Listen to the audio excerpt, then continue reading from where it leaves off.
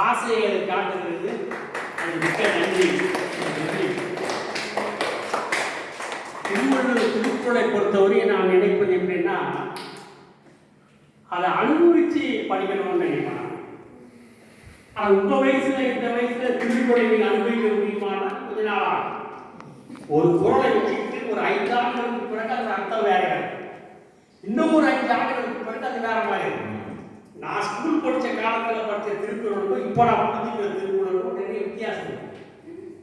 காலத்துக்கு ஏற்பது கொடுத்து அதான் உலக பொதுமறை சொன்னாங்க. முழுக்க அழகா சொல்லுவார். இனிய உளவாக இன்னாத பொருள் காடி இருப்ப காய்கவங்க எப்படி இருக்கும், இப்படி பரட்டி எடுத்துக்கோ.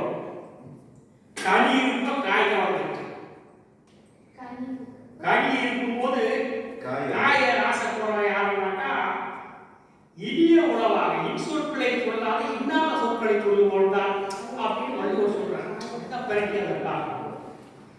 இன்னொரு பொருள் பார்க்கும்போது ஆட்சிக்கு சொல்றாரு, இடிப்பாறை இல்லாத ஏமரா மன்னன் கெடுப்பாறையிலாலும் கெடுக்கிறார். இடிச்சு உடைக்கிறார். மன்னன் வந்து சும்மா இருக்க வேண்டாம், இடிக்கணுமா, இது செய்த தப்பு, அது தப்பு.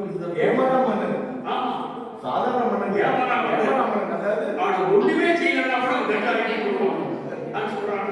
திருக்குறள் மாதிரி எனக்கு தெரிஞ்சு எங்கேயுமே இல்லை. இன்னும் சொல்ல போனா இல்ல, அந்த சொல்லே கடுமை இருப்பாரு.